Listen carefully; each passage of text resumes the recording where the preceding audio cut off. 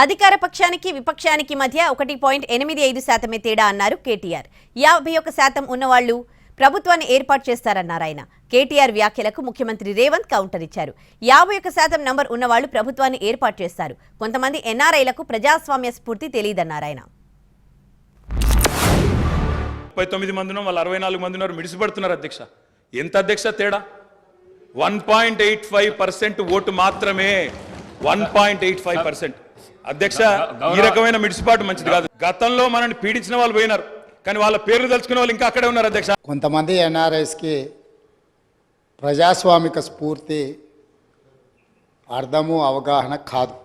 మనం ప్రయత్నం చేసినా కూడా వారు తెలుసుకునే ప్రయత్నం చేయరు.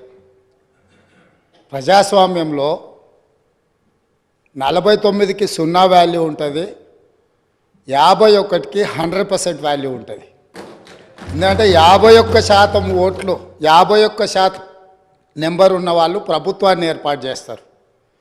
49% ఉన్నవాళ్ళు ప్రతిపక్షంగా కూర్చొని ప్రభుత్వం తీసుకునే పరిపాలనలో నిర్ణయాలను, శాసనాలను సహేతుకంగా విశ్లేషించి సలహాలు, సూచనలు ఇస్తారు.